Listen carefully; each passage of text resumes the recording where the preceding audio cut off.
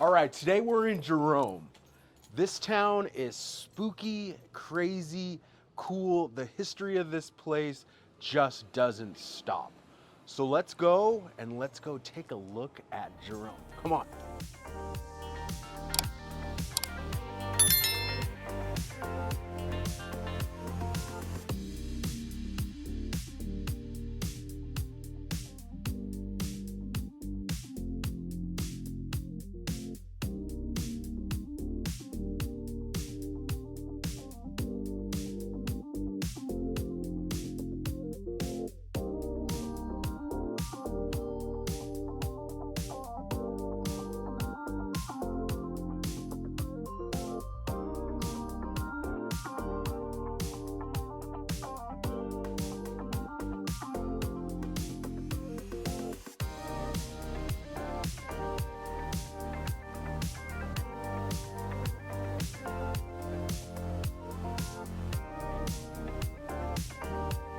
So I've always loved ClinkScale. Have you? I have. Just because Tell me it's why. like first of all, the style is just top notch. So just to let everyone know, Zach is my husband, and we're newlyweds.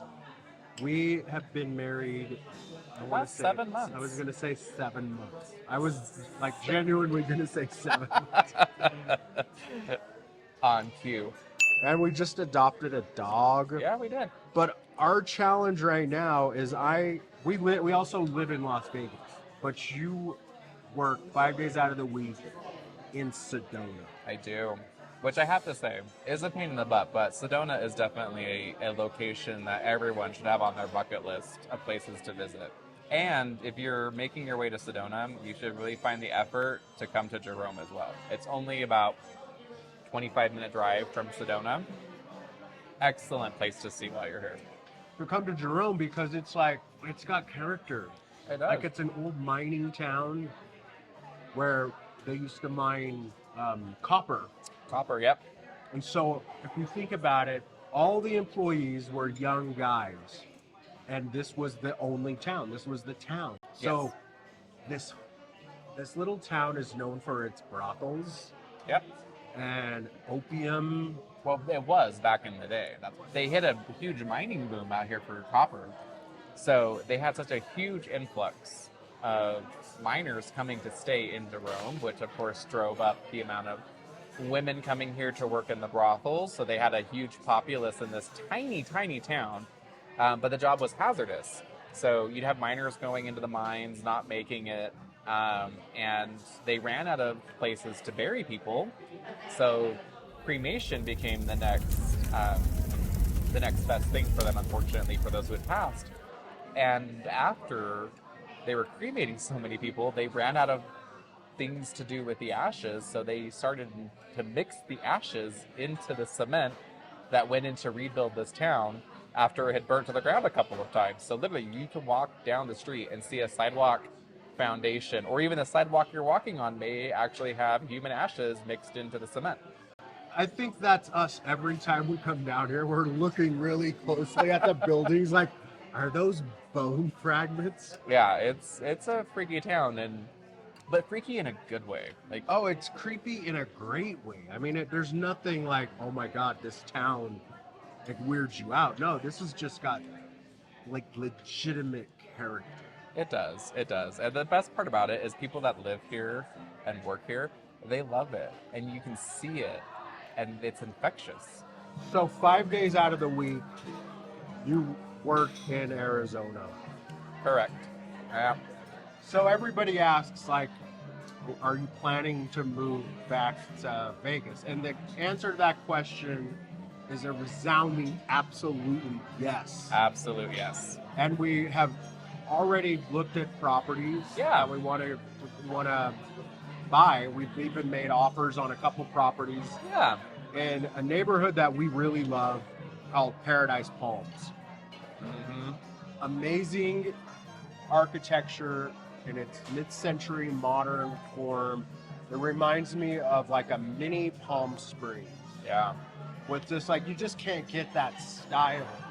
Like the whole just the vibe of that old like casino. But yeah, so currently for the last year and a half, I have been every Friday after work driving from Sedona, Arizona, back to Las Vegas. It's 300 miles each direction from door to door. And 333 miles to be exact. After I did when I did research on this lovely dinner here at there you ClinkScale. go. So yeah, 333 miles each way. So, and I do that. I leave on my Friday after work to drive home. So I'm usually leaving around, 5:30 in the afternoon, making it to Las Vegas around 10 p.m. or so. So I have to let the audience know tomorrow is your birthday. It is, yes. We've been enjoying and celebrating this entire month long. It seems like It does. getting up to the 2nd of December. Well, let's cheers to a wonderful, happy birthday. Yes. Cheers. I always talk about quality of life, Yeah. and that's super important. It's not just going to Summerlin or McDonald Highlands or like the bougie parts of Las Vegas. Yeah. And having that be like, oh, that's the highest point of quality of life that you could get. For you and for me, quality of life has been when I move into a city. Yeah. I always like to go directly to the city center, or go to the neighborhood, go to the coffee shops. Yeah. Who are the people that are eating at the cafes? Yeah. Is there a diverse group? Correct. Yeah. Is there music? Is there art? That's the quality of life that I usually go towards. You're really looking for the acceptance of diversity, right? Because if you didn't absolutely. see an acceptance of diversity, you would be like, this is a little scary. I don't know if I want to be here. I don't feel like, at least that's how I feel. Yeah. I look for acceptance of diversity in all forms. So whether that be race or sexual, orientation, gender identity, I look for diversity. And I would say Vegas, hands down, has that. Oh, hands down. Yeah. There's no doubt. Vegas is just one of those cities that's, I always tell my friends and my family that Vegas is a city that honestly doesn't give a Why do we love coming back to the ClinkScale? We've been here, I can't even remember how many times now. Okay, But what is it you love? The thing that I love about ClinkScale is, first off, their menu is not small town USA. It's not like, this is stuff that, like, you could see ClinkScale, like, you could just plop this entire building in New York City, and I could see the entire thing just as is in New York City, same menu, and here you go. And I think a good point to highlight on that is you actually worked in New York City for a very long time, so you know this very well. And I would agree with you that this is an operation that is exquisite. The menu, it's not, though this is in a small town, it's not a small town menu. It's very delicious, very delectable. It definitely brings us back. Another great component of this place is the service, which I'm a stickler for, is service. And this place, hands down, has some of the best service in the Northeast Arizona area, I would say. And service in any restaurant, whether it's Arizona or Las Vegas, is very, very poor. Well, these yes, days, it's for very whatever poor. reasons. And when you get good service, that's like praise you. Like, yes. Yes. Okay, thank you so even much. today, us coming in here to do this interview, obviously we talked with the manager, we talked with the staff, and they were very accommodating and very welcoming of us being here, not only to eat our meal, but also to do an interview, because some places may not want to be videoed or photographed in those ways. Anybody that doesn't want video on their business is just like, come on. Yeah. Which isn't this place. So we're very thankful to you, ClinkScale, for inviting us in and letting us have this time. Yes. I would also like to highlight that the ClinkScale not only functions as a restaurant, but as a hotel as well. They have 4 units above the restaurant that are for rent. Though they are almost always booked up, you could definitely try and get a room. I love the fact that you walk in through their front door, which leads you. Thank you. Leads you into the restaurant, and you walk past the bar to the front desk. So your first experience here is the restaurant. And then they give you your keys and show you your way to your room. So amongst the buildings you see here in Jerome, a lot of them had businesses in front with brothels in the back. Some were just straight up brothels as they were. And we had this amazing experience when we came here to stay with family. We Airbnb'd a house that had 2 bedrooms, but the bedrooms were actually brothels originally. The owner had built the building out a little bit, so you had a living space with a kitchen and a bathroom, but you had the original stairs in the living room leading up to the brothel bedrooms where the girls used to live and work. And we stayed in that. Like, I love that. I love the history of it. Like, there's nothing wrong with it in my mind. It's just a beautiful way of embracing past history. Absolutely. It's like that's what gives this town its character. What I love, though, is that Jerome has preserved the history of its heritage. And you see that. We did a haunted tour at night where we got to walk the streets of Jerome, had our little EVP device, doing our own quote-unquote ghost adventures through Jerome. It was a fun experience, and I would encourage anyone who has interest in that to come to Jerome and experience that. Because I've done it a couple of times in places I've lived, Missouri being one. I went to the Jefferson State Penitentiary in Missouri's capital, and we toured the prison there. And doing it here, it was just like a very different experience, very much, I would say, much more active here in Jerome than it was there. I agree. Like everywhere you go, whether it's a bar, a restaurant, a hotel, a gift shop, they all honor, I don't want to say spirit of Jerome, but they honor the whole essence and the whole vibe of what Jerome is.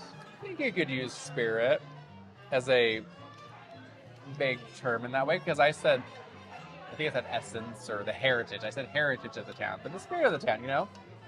They know what they're sitting on here. They know they're sitting on a old mining town that is very haunted, and they definitely leverage that, and as they should. It really is a fun experience, especially when you think of experience-based destinations. Like, I think of Jerome, I think of the haunted tourism, I think of Sedona, I think of the spirituality, I think of Vegas, I think of the fun times cutting loose. So I think that when you think of your destinations to travel to and to visit to, you got to really think about the essence of what makes that destination a worthwhile travel to destination. And the spirit of Jerome has to do with the mining and the extreme death, but it's not emphasized about like, oh, we just come for the huge death toll that happened up here. Which was just one factor that makes this town pop with culture. I don't know, I think it just kind of comes back to, again, embracing the heritage of what brought your town to existence in the first place.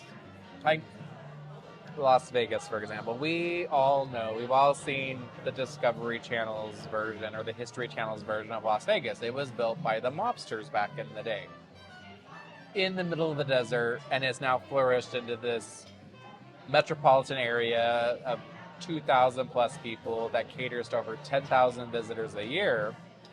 But Vegas wasn't then what it is now. It's evolved, but it definitely keeps its roots. It definitely keeps mind of its heritage. Like, there's even the Mob Museum in downtown that you can go to that talks a lot about this. So it's like, I think it's really important for places, wherever they are, that they remember what helped them establish their roots in the first place. Can they evolve? 1,000% yes. What made them who they were then, does that make them who they are now? No. But can they evolve and can they grow from it? Yes. And can they still pay homage to it? Yes. And I think that Jerome has done that. I think Jerome has said, yeah, we were a mining town back in the day filled with copper mining, greed, prostitution, and lust, and opium, drugs. But is that who Jerome is today? No, it's not. But does Jerome recognize his heritage and pay homage to that? Yes. And I think that's really what we as people living today exploring the globe look for. We look for fun, intriguing places to go and experience new things while getting to understand the history of things. What made it what it is today?